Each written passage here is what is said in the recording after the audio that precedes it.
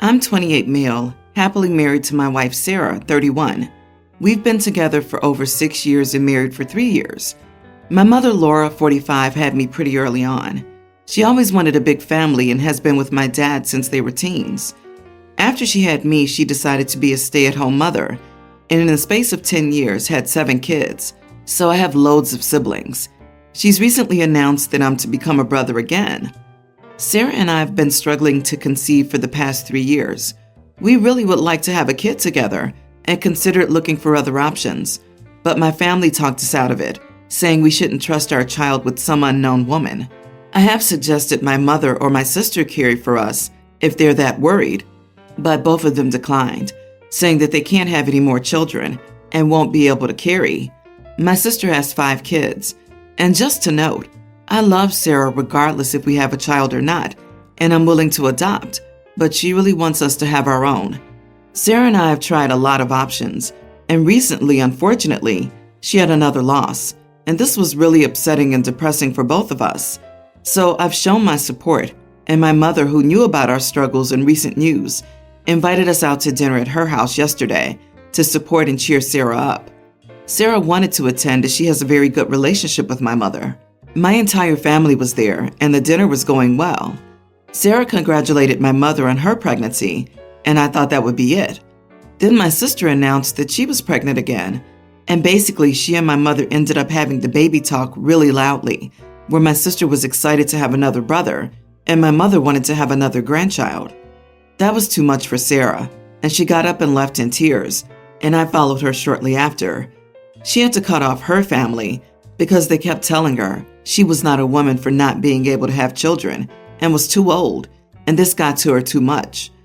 After we got home, my mother called me and said Sarah behaves very rudely and she was expecting an apology as it has ruined the dinner to celebrate life. I got angry and told her that she was completely out of line and inconsiderate for having the baby talk with my sister when she knew Sarah had another loss, and her life celebration dinner made things a lot worse for both Sarah and me. I've also said that we would not have come if she had told us what the dinner was about. In the end, I was called an idiot for not appreciating another life being born. Am I the idiot? Edit. To point out, my mother has told Sarah and me that the dinner was to support her after the loss. In no way or form did she mention this being about the celebration of life, pregnancy announcement, fertility lottery, and babies. We wouldn't have come if that was the case, and we were aware of it. Not the idiot, but let me get this straight. They have shot down options that you and your wife have considered. Firstly, they declined to carry for you because neither could have more children. Then they both spend a dinner allegedly planning to help console your wife after a loss, loudly yapping about their pregnancies, the ones they claimed they couldn't have. Your mom and sister are the massive idiots here, and I say keep them out of any future family planning discussions entirely. I'm still shocked that OP will have a brother who's 29 years his junior. Or am I reading that wrong? Did they intentionally get knocked up to show off their functioning reproductive systems or something? Mommy, why did you and Daddy have so many kids? Well, dear, you and your brother are spite babies. Yeah, tell me you hate my wife without telling me you hate my wife vibes. OP, do you see a pattern here? This did not happen by accident. They manipulated you out of pursuing other options and lied in the worst possible way to manipulate you both to show up for dinner. They knew how much it would hurt. It wasn't a bug, it was a feature. Your mother and sister are knowingly sabotaging your wife and your happiness. I would say OP's mother and sister very likely feel superior to OP's wife since she cannot carry a pregnancy. However, these women are quite clearly able to get pregnant easily, and for many women being so fertile makes them feel superior as a woman. That's beyond cruel, and I cannot see how they have any respect for life when they behave this way. I'm so glad you supported your wife. It's so heartbreaking to hear that she had to deal with this because she received zero support from her own family. I, teen male, have been in family therapy with my dad, his wife, her daughter, tween, and my half-siblings, kindergarten female, young male child. My dad married his wife when I was 9, and 15 months after my mom died. They met at a support group for people who had lost someone. Dad lost mom, and his wife had lost both her parents close together, who were the people who helped her raise her daughter since the bio dad wasn't in the picture. Pretty quickly, her daughter started calling my dad, Dad. My dad's wife told me repeatedly in the first year that I could call her Mom. She'd like it if I did. She'd love for me to call her daughter my sister instead of saying stepsister. She told me my mom would want me to have another mom and that she'd want that for her daughter. So how about we drop the steps? We love each other like mom and son because that's what we legally are now. I said no. My dad told me I should give it a chance, that a mama's boy would do much better with another mom. It became pretty clear to them over the years that I was not into that idea. I used the half for my half-siblings once they were born. I never dropped the step, and I never called his wife Mom, not even slipping up in a conversation or with other people. This all bothered them. So 17 months ago, they decided we should all go to family therapy and help smooth out all the creases, which to them is the step and half titles. The therapist and I have talked a lot over the months, just the two of us. She's pretty cool and knows what they want isn't going to happen. My dad and his wife started saying they wanted help for us to be the perfect family, and the therapist will always use the language, let's find your family's version of perfect, whatever that may be, which I think makes sense, because I know for me, this will never be my perfect family. I also know they will never get the image they have in their heads. 3 weeks ago, we had a session with a fill-in therapist because our usual one is sick. During therapy, my stepsister felt really bad that I said stepsister after someone said I should take a photo with my sister. She also said she hates that I don't love her, and she really felt it that day. Then her mom started talking about the perfect family thing. The therapist was not in control and had no idea what he was doing.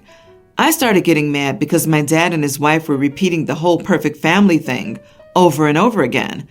I ended up saying we will never be the perfect family, and I'll never see them as my ideal family, that I wouldn't even choose for them to be my family.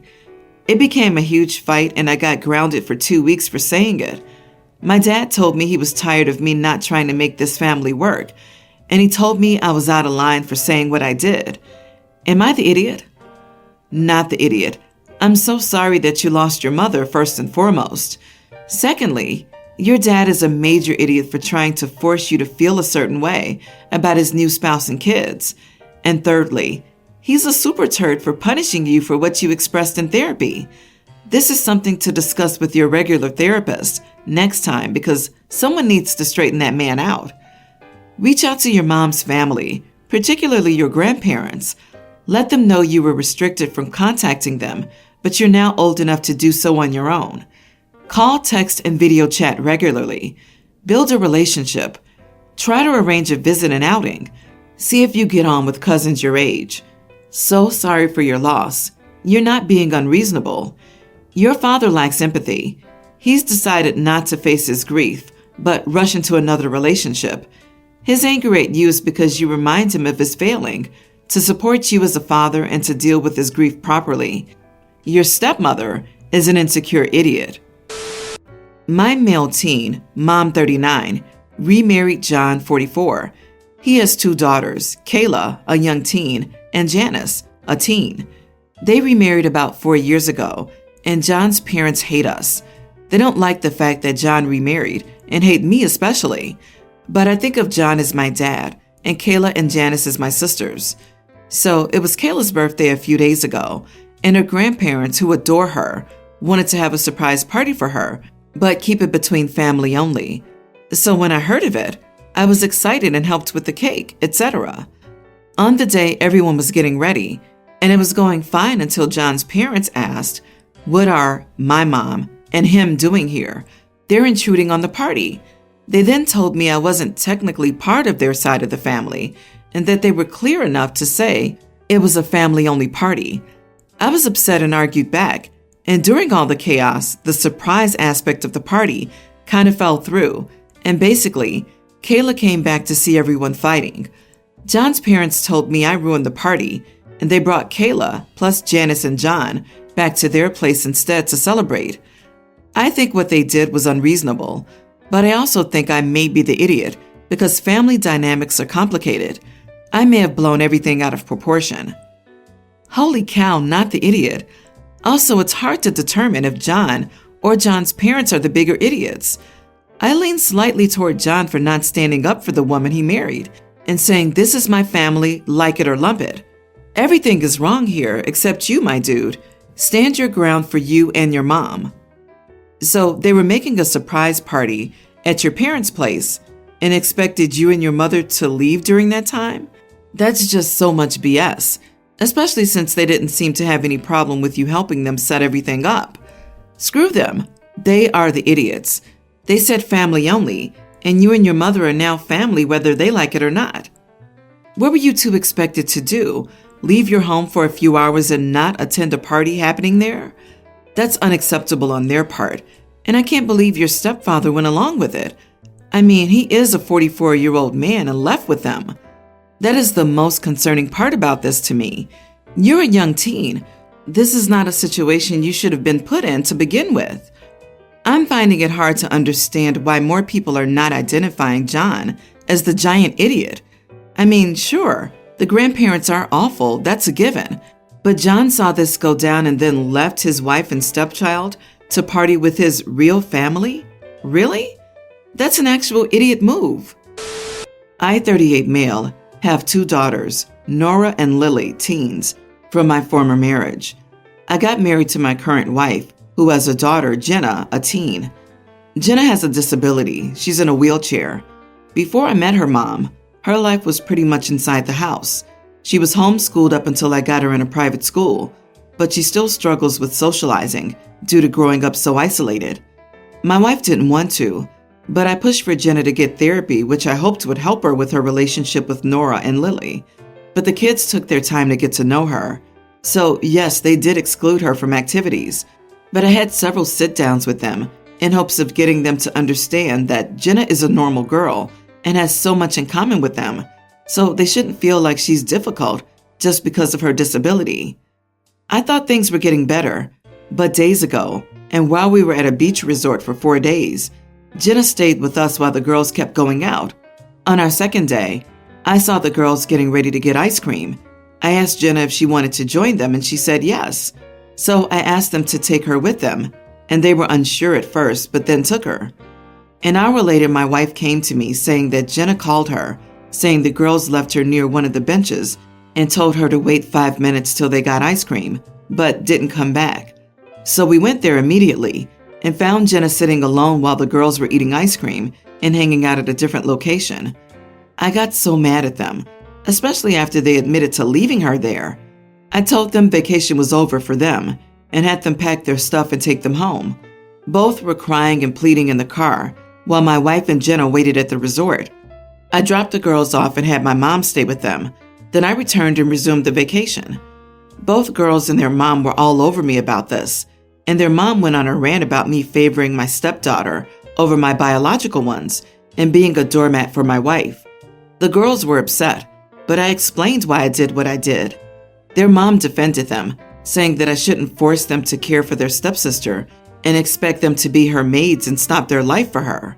It got to my former in-laws, who blamed me for ruining the much-awaited vacation for the girls and acting irrationally. I questioned whether I messed up and went too far with my reaction. All I wanted was for them to be upfront and honest and not abandon her the way they did. Everyone's the idiot here. Are you sure this is because Jenna has a disability? Or is it because she's the stepsister? You can read so many stories about people being forced to be friends with the step-siblings and how badly that went. Yes, leaving her there alone was bad. And yes, you should have punished them for it. But it would help if you weren't also forcing them to be friends. Let them make a relationship at their own pace. Also, she's not just a stepsister, but also a much younger stepsister. No teen wants to hang out with a kid and play babysitter. I think OP needs to be clear that any punishment, and I believe there should be one, isn't because they don't like their stepsister. It's because they endangered her well-being. Yeah, I'm not condoning their actions, far from it, but I have to wonder, when you did these sit-downs, were you only thinking about Jenna's feelings, or did you consider your daughter's feelings too? Because there are 2 sides to every story. I wonder how they feel about this. Given that they've continually tried to exclude Jenna, avoid bonding with her, and he keeps insisting they do, I would put good money on him only looking at this from her perspective, to be honest. Most step parents realize at some point that you can't create a bond if all kids aren't ready or willing. OP's also pushing them to be his wife's stepchildren, and his wife has treated those kids a fraction as poorly as her own child by keeping her housebound, isolated, and socially undeveloped. No wonder they're acting up. Like, sure, the first impulse here is to be shocked that the kids would do a mean thing to another kid for another hour. But stop and think about the underlying conditions for a second, and you get the sense that there's something really wrong with the adults here. Exactly this. And your point about the OP's wife keeping her child isolated, housebound, and socially undeveloped is spot on. This woman was a bad parent to her child. Maybe it's good that OP's children are not around OP's new wife. And while he might be a superhero to his stepchild, he's becoming the father who'll be shocked his adult kids had no contact. I, 45 female, have 2 kids, tweens male and female, and my husband, 47, has 2 daughters, 18 and teen. My husband is very strict with his daughters, less with his oldest, obviously, and I think he sees my kids as his too. He's strict with them, and my kids don't mind much since he's their only father figure, and he has a good relationship with them. He's very protective over all the kids. I had a doctor's appointment yesterday, and my husband spent most of the day with his daughter at his parents' house, so I left my kids home and told them I'd be back later. My doctor took longer than expected, and by the time I was on my way back, when my husband had called me, I didn't answer since I was driving, and when I got back, he was really mad and told me that I was an irresponsible parent for leaving the kids home alone.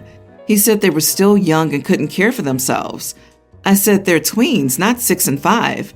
He was even angrier that I talked back to him and told me I should have gotten a neighbor to watch the kids.